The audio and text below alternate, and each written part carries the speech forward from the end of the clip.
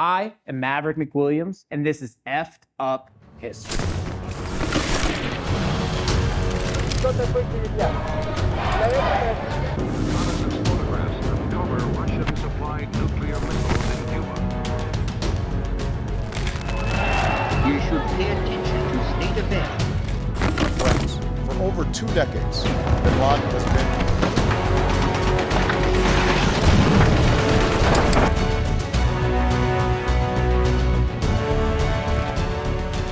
Living in Russia in the 1600s was, well, not the sort of living you wanted. It felt more like a game of Fallout. But less like the new show with the hot chick in it, and more like the wasteland where everyone is trying to kill you. For more than 15 years, Russia had no ruler, and everything went full foobar, all right? I'm talking riots, warlords, random people claiming that they were lost descendants, okay? Famine and plague did not make anything better. More than a third of the population was wiped out. This whole period was called the Times of Trouble. God, the time of trouble. That's like my 7th grade year of fucking middle school, right? Like, girls don't like you, you got acne everywhere. There's no ruler of Russia, okay?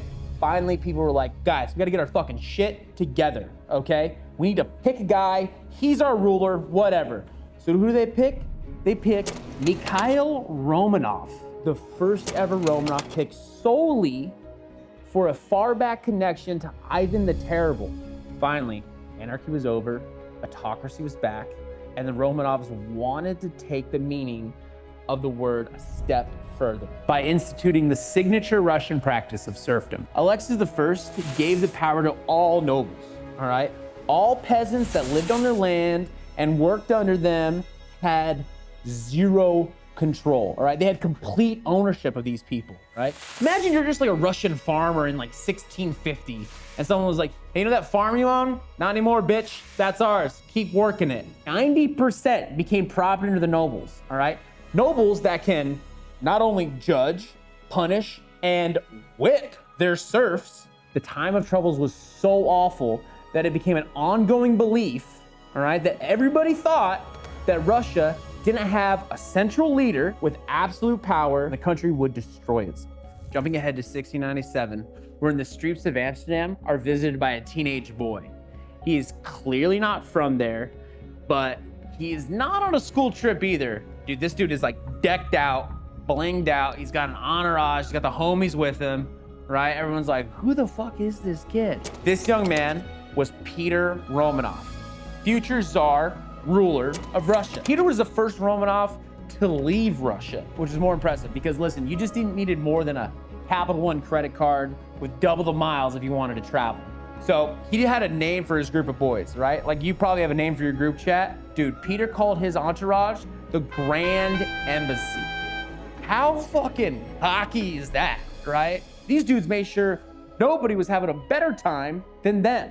I'm talking when they were outdoors, they were having like wheelbarrow races, right? When they were indoors, they were just like shooting at paintings, using them as target practice. Just like think of like the ultimate medieval bachelor party.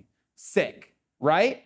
Dude, they use furniture as firewood. They use curtains as toilet paper. Like Motley Crue had fucking nothing on these dudes, okay? It was like a truly signature way of Russians to party. At the palace, he and his buds were like learning shit no other Russians had like considered, right? It's like when your big brother taught you how to smoke out of an apple and you're like, what? An apple can be a pipe? That's insane. He was surprised to learn the opinions Europeans had of Russia. They didn't even consider them European, calling them drunken barbarians from the Far East. People in Russia, of course, thought Russia was the coolest spot possible. They were right though. Europe was far more advanced. Peter was specifically impressed by the shipbuilding of the Dutch, as Russia didn't even have a real navy. Peter went to the Netherlands and was like, whoa, these guys are fucking good at making ships.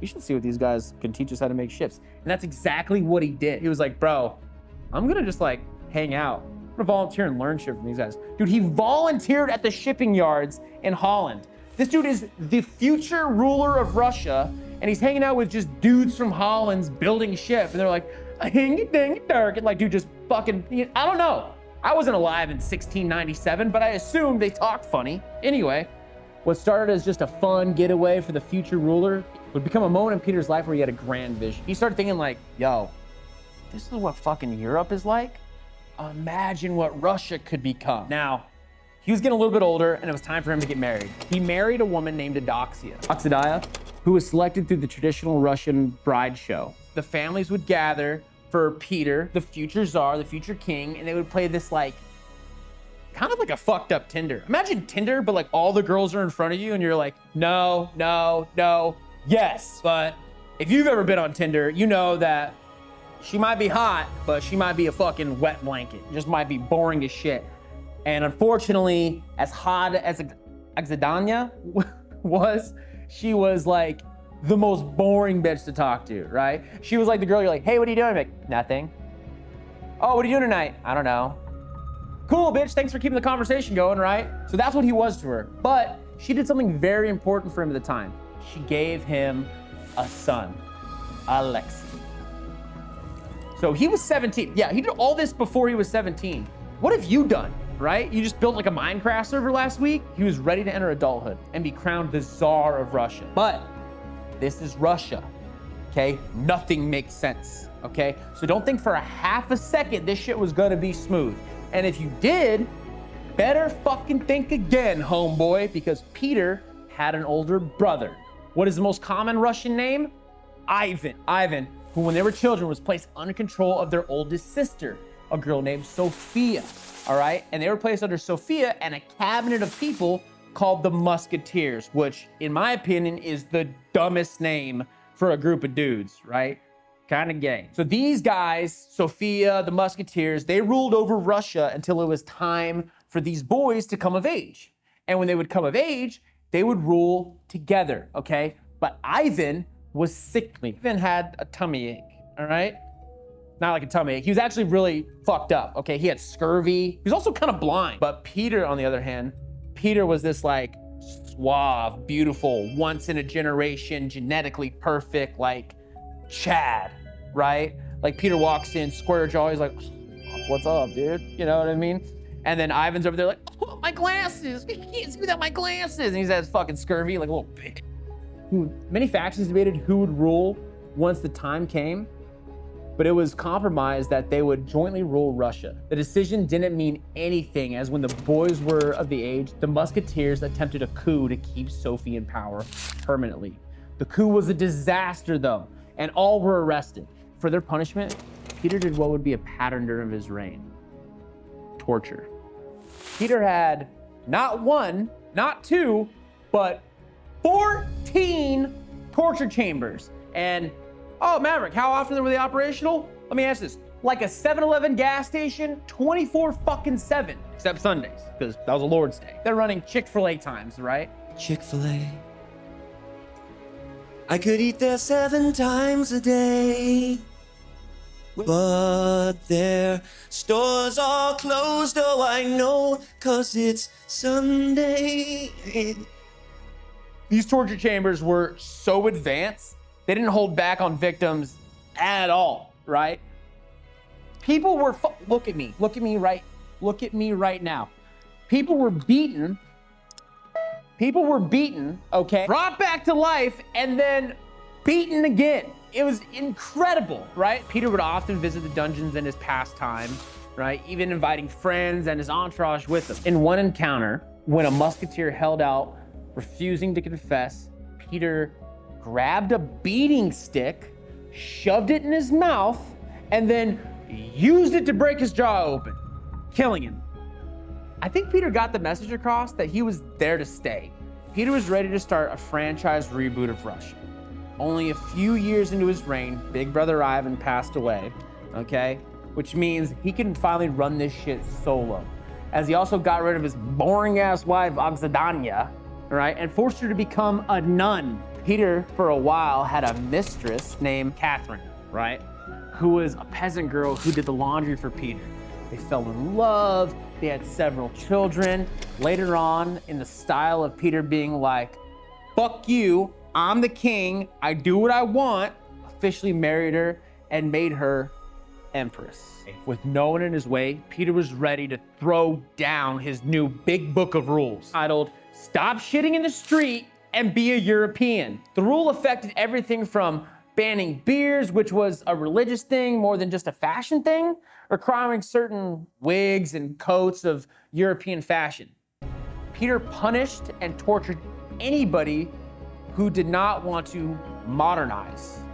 One time, issuing a decree saying anyone caught defecating in the street and not in a assigned lavatory shall be whipped with a cat of nine tails, okay? Which is even a crazy thing to say, but it does show how much of a culture gap there was between the West and the East of Europe, okay? Peter saw Russia as an old dog that needed its ways beaten out of him, no matter how much it hurt. One time, Peter was traveling down the road with a minister. He saw a street corner that wasn't clean. He kicked the minister out, beat him with his walking stick, invited him back in his carriage like nothing happened. Peter's crowning achievement that would send Russia to the finish line of modernization was the new capital of Russia, okay? And he didn't build it in like a nice part of Russia. He built it in like the shitty, swampy lands of northwestern Russia. Peter decreed that he would call my darling my Eden, right? He said he's so great, he was like, well, it's so great, I need to name it someone great. Oh, I'm gonna name it after myself. That's how we got St. Petersburg, right? The capital of Russia. So how did Peter build it? Was it, oh, did he use unions? Did he pay these people? No, fuck no. He sent tens of thousands of serfs, right? Pretty much slaves, to go build this thing and work tirelessly, all right? Which a lot of them fucking died doing it, all right? So Peter had a vision of turning Russia into an empire that was overpowered and so-called Empire of the West. Like he wanted to make the best thing possible, right? In order to do that, you know, you gotta conquer some shit, okay? You gotta take some stuff that's yours. If you wanna build your empire, you gotta build it. You gotta take more stuff, okay? His first target, stick with me, was Sweden. I know what you're thinking, like, Sweden? How easy of a target would that be? But no, it's not the Sweden of the day. It was under the rule of a guy named King Charles XII. He was a teenager. He was only 17 years old. Sweden wasn't the place of like rich bankers and all that stuff. Like, oh, hing ding dargen, you know, whatever, however they talk in Sweden. These motherfuckers were like Vikings. They were a nation of warriors, okay, that you did not want to fuck with. King Charles was no twink-sized teenager, but a warrior who was worshipped by his soldiers and seen as like the last Viking. Okay, he was gay. That's besides the point, right? This guy had like no interest in women, okay? This dude was like married to the game. He was married to the army, okay? So now, Peter the Great and Charles the Ironhead, gay name, okay? Charles the Ironhead had an epic rivalry that lasted 18 years. Charles was extremely successful at the beginning of the war, taking both Poland and Ukraine from Russia as Charles started to enter the Russian border, okay? Peter was like, nah, fuck no, we're not doing this. If you're gonna have it, I'm not gonna have it. So he created this thing called the scorched earth policy, where he would like burn and destroy everything, burn everything to ashes. I'm talking crops, livestock, before the Swedish could even like get to it. That strategy was so successful, Russia uses that shit to like this very day, all right? So the final battle of the war was held in the Ukrainian capital of Bertram and ended in the first real victory of the Russians thanks to Admiral Meshkabov. So when the city was taken, he found there was no good way to fortify it from the Swedish counterattack. So it was just decided to burn the city to the ground and kill the 10,000 citizens of Bertram that lived there. This is how crazy this shit is. Today, archaeologists are still finding bodies from that battle. Okay, with the war over, Russia took over the territory in the Baltics, proving that the Russian army was not to be fucked with.